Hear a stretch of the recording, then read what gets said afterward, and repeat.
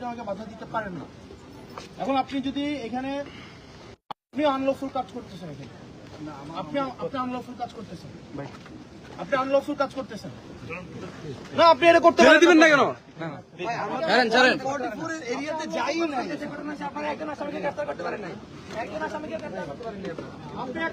আপনি আনলফুল কাজ করতে পারেন না, আপনি আনলফুল কাজ করতেছেন।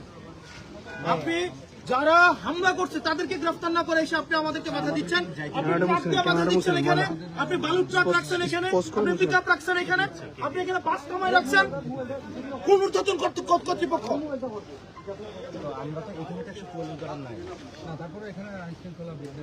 বিঘ্নের আশঙ্কা কারা করতেছে? কে বিঘ্ন করতেছে? কে বিঘ্ন করতেছে? আপনি তো কোনো আইন শৃঙ্খলামূলক কোনো কথা বলতে পারছেন ওনাকে হাত দিচ্ছেন কেন? উনি একজন সংসদ ওনার গায়ে হাত দিতে পারেন না। বাধা দিয়েন না, বাধা দিয়েন না, বাধা দিয়েন না।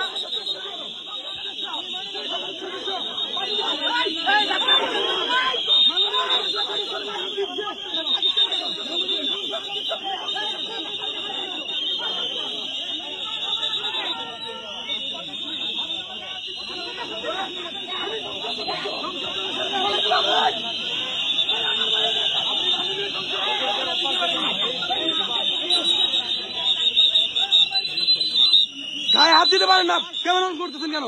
গায়ে হাত দিচ্ছেন কেন? আপনারা গায়ে হাত দিচ্ছেন কেন? বাদ দেন, ওদিকে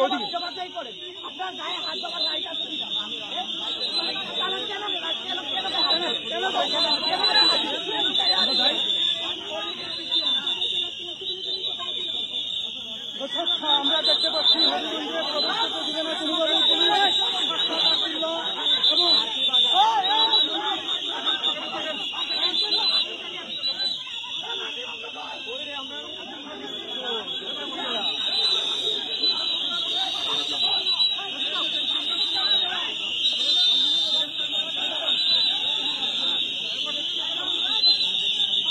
এনসিপির মেন পেজে গেলে সব দেখা পারবে।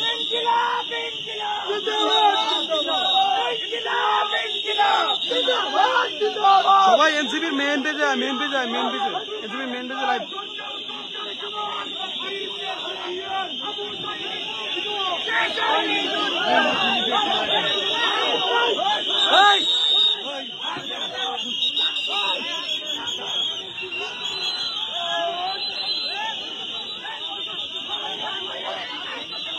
দেখুন ওনার কিভাবে একজন সংসদ সদস্যের গায়ে হাত দিচ্ছে।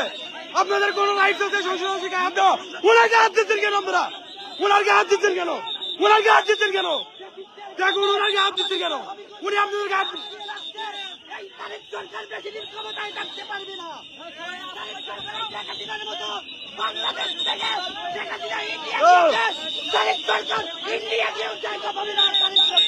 গায়ে হাত দিচ্ছেন কেন? আপনারা কেউ গায়ে হাত দিবেন না, কেউ গায়ে হাত দিবেন না, শরীরে কেউ গায়ে হাত দিবেন না।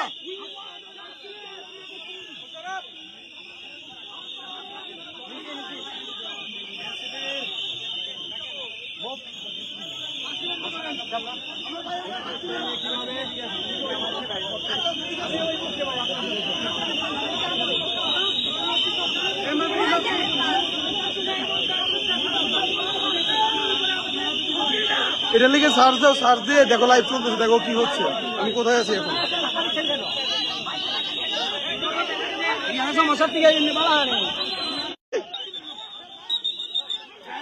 গায়ে দিচ্ছেন কেন?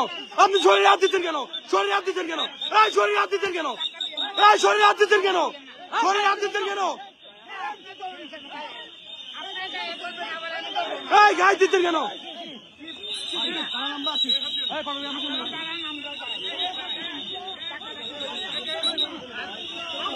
কেউ শরীরে হাত দিবেন না, কেউ শরীরে হাত দিবেন না, কেউ শরীরে টাচ করবেন না।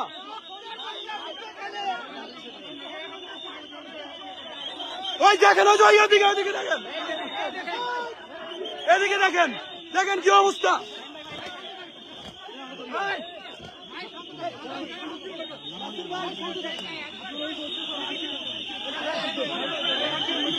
দেখুন অবস্থা, পুরো গায়ে হাত দিচ্ছে তারা।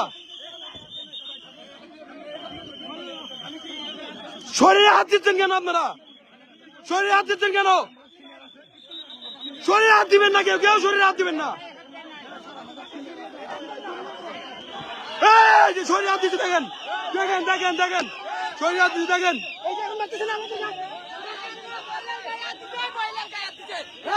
মহিলার গায়ে হাত দিচ্ছে দেখেন।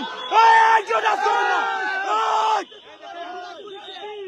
কেউ টাচ করবেন না, দেখেন দেখেন অবস্থা। এই দূরে যান।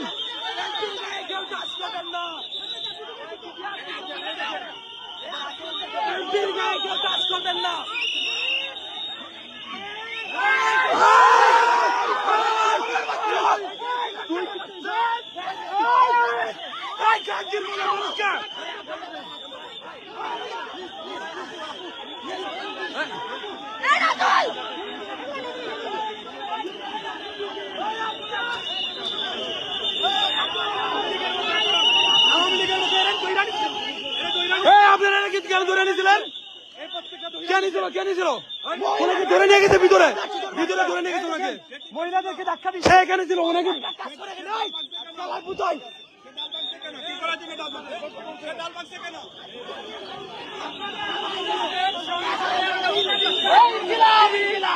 এখানে থাকার পরেও তাদের এই হচ্ছে আমাদের প্রশাসনের অবস্থা। এই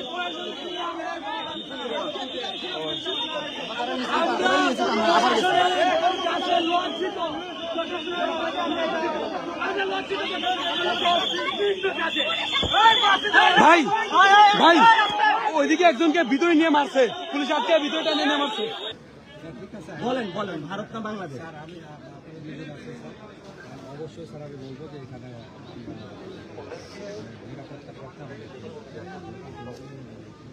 একটু টাইমটা যাক না, একটু রাতের আধারে কালকে যেভাবে মারছেন রাতের আধারে কালকের মতো যদি মারে, সবাই সবাই বসে পড়ো, সবাই বসে পড়ো।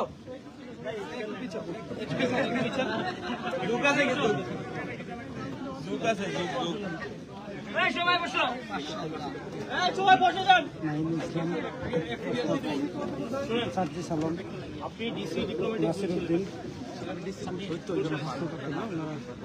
ডেভেলপমেন্টের সময় আমরা আমাদের চেষ্টা করি, সবসময় আমরা আপনাদের সাথে আপনাদের হয়ে আপনাদের পক্ষে কথা বলার চেষ্টা করি, কিন্তু আপনারা ঠিকই আবার হচ্ছে বিএনপির পুলিশই হইলেন, সরকার দলের পুলিশ হইলেন না। আপনার সরকার দলের পুলিশ হওয়ার কথা ছিল না। আপনি একটা আনলফুল কাজ করাইতেছেন। আপনি যারা ল মেকার তাদেরকে আপনি একটা আনলফুল জিনিসটা পাই দিলেন। আপনি বলেন এই জায়গায় যে আপনি দাঁড়াইছেন এটা আনলফুল, এখানে কি 144 ধারা চলতেছে? কোথায় চলতেছে? কোথায় চলতেছে 144 ধারা? আরো পিছিয়ে দাও, একটু পিছিয়ে আসো, একটু পিছিয়ে আসো, আর একটু পিছিয়ে দাও। আপনার এসপি সবসময় থাকতেন না, বুঝছেন? শোনেন, আপনি যে কাজটা আজকে করলেন, ইলিগাল একটা কাজ করলেন, আপনি একটা ইলিগাল কাজ করলেন আজকে, এবং আমরা এখান থেকে যাবো না। আপনি আমাদেরকে সহযোগিতা করলেন না, আমরা আপনাকে সহযোগিতা করতে চেয়েছি। আমরা মামলা করতে পারবো না, একটা ছেলের চোখ উঠাই ফেলা হয়েছে, আমরা মামলা করতে পারবো না, আপনি আমাকে মামলা করতে দিচ্ছেন না।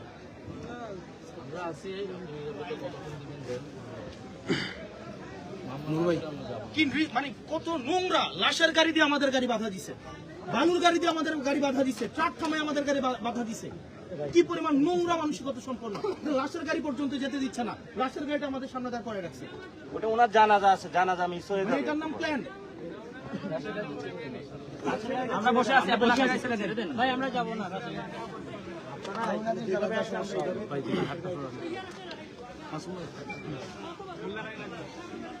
আশ্চর্য এক লৌহ মানব ভাই। দেখতেই পাচ্ছেন, আমরা হবিগঞ্জে আমাদের পূর্ব ঘোষিত কর্মসূচি ছিল গতকালকে হামলার বিরুদ্ধে। তো আমাদেরকে প্রথমে মৌলিকভাবে তারা বাধা দিয়েছে, তারপরে কয়েক দফায় বালু ট্রাক, ট্রাক্টর, লাশের গাড়ি থামায় রাখছে এবং আমরা এখানে এসে পুলিশ সর্বশেষ আটকিয়ে রেখেছে এবং তার পিছিয়ে ছাত্রদলের শত শত সন্ত্রাসীরা আছে। আমাদের কথা যেহেতু 144 ধারা জারি করেছে, আমরা আইন শৃঙ্খলার পরিবেশ বা সবকিছু সহযোগিতা করে আমরা আমাদের আমরা বলেছি আমরা শুধু যাবো, মামলা দায়ের করবো, আহতদের দেখবো, তাদের পরিবারের সাথে সাক্ষাৎ করে আমরা চলে আসবো। প্রয়োজনে আমরা যতজন বলবেন আমরা ততজন নিয়েই যাবো। আপনারা আমাদেরকে সহযোগিতা করুন। আমরা এখানে কোনো ধরনের পরিবেশ অশান্তি চাই না। আমরা চাই আপনারা লফুলি কাজ করুন। কিন্তু তারা আজকে যেইখানে এইখানে কিন্তু 144 ধারা নাই, তারা এইখানে আমাদেরকে ব্যারিকেড দিয়েছে এবং আমাদেরকে সেখানে যেতেও দিবে না। ইতিমধ্যে কিন্তু যারা আসামি, যারা চোখ উপড়ে ফেলেছে, যারা চোখে আঘাত করেছে রড দিয়ে, তাদেরকে কিন্তু পালিয়ে যাওয়ার সহায়তা করা হচ্ছে। তারা নিজেরাও মামলা করে নাই, আমাদেরকেও মামলা করতে দেরি করাচ্ছে যাতে আসামি পালিয়ে যেতে পারে। এবং স্থানীয় এমপি বা ঊর্ধ্বতন কর্তৃপক্ষের কথা যারা কার কথা বলছে আমরা জানি না। আমাদের কথা, আমরা এখানে বসে থাকবো। আমরা আসছি ঢাকা থেকে, আমরা হবিগঞ্জে মামলা করবো, তারপর আমরা যাবো। এখন আমাদের নিরাপত্তার কথা যারা বলছে তারা দেখি তারা কতটুকু কার নিরাপত্তা দেয়। কিন্তু আমরা হবিগঞ্জবাসী, সাধারণ মানুষ, এনসিপি, ছাত্রশক্তি সহ জুলাই যোদ্ধা যারা আছে, তাদের নিরাপত্তা, তাদের আইনি অধিকার, রাজনৈতিক অধিকার নিশ্চিত করে আমরা এখানে